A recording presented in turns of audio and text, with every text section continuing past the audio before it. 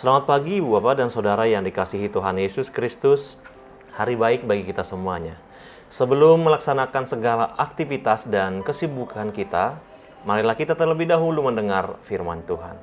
Marilah kita berdoa.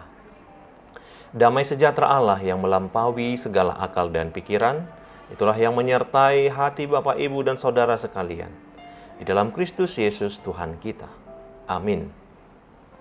Firman Tuhan bagi kita hari ini diambil dari kitab 1 Yohanes pasal 2 ayatnya yang ke-29. Demikianlah sabda Allah. Jikalau kamu tahu bahwa Ia adalah benar, kamu harus tahu juga bahwa setiap orang yang berbuat kebenaran lahir daripadanya. Dalam bahasa Bata dikatakan demikian. Molo di botohamu tigor ibana, botohamu mah. Naung tubuh sian ibana do nasa namangulahon hati goran ini. Demikian firman Tuhan. Ibu Bapak dan Saudara yang dikasihi Tuhan Yesus Kristus, saya percaya kita sudah sering mendengar kata anak-anak Allah. Tapi siapakah sebenarnya anak-anak Allah itu? Semua orang yang sudah menyatakan diri percaya kepada Tuhan Allah dan mengakui Yesus Kristus adalah juru selamatnya berhak disebut anak-anak Allah. Tapi kemudian pertanyaan berlanjut. Seperti apakah anak-anak Allah itu? Kalau kita sudah menjadi anak Allah, sudah seharusnya kita bertindak sewajarnya seperti anak yang mengikuti semua sikap dan tindakan bapaknya sendiri. Kita berkewajiban untuk hidup sesuai dengan standar ideal sebagai anak-anak Allah yang telah dewasa, yaitu dengan tidak berbuat dosa lagi.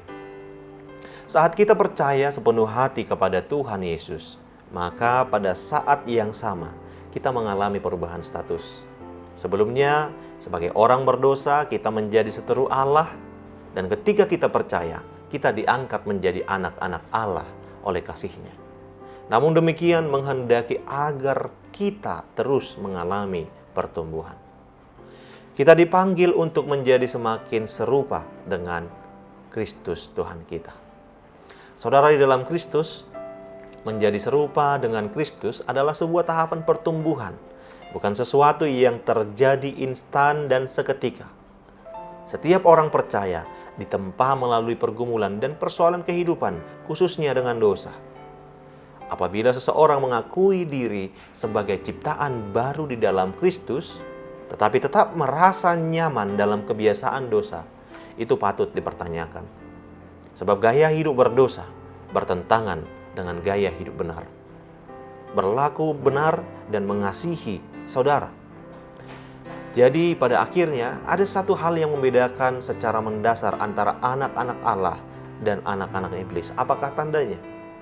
Menurut Yohanes, jika seorang tidak berbuat kebenaran dan terus berbuat dosa, maka itu tanda-tanda utama dirinya bukanlah anak Allah.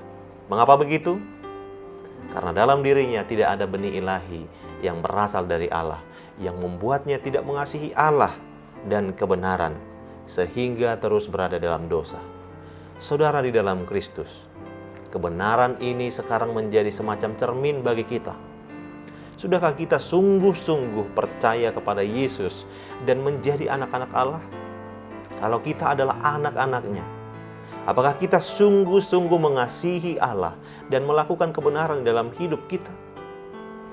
Hasrat kita sebagai anak-anak Allah terus mengejar kekudusan dan kebenaran.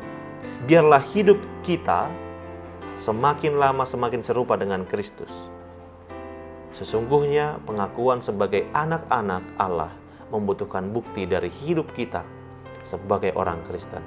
Sungguhkah kita hidup untuk mengasihi Allah yang terwujud nyata di dalam kasih kita kepada sesama? Kiranya kita dapat menunjukkannya. Amin. Mari kita berdoa. Ya Tuhan Allah, sungguh besar kasih setiamu dalam hidup kami.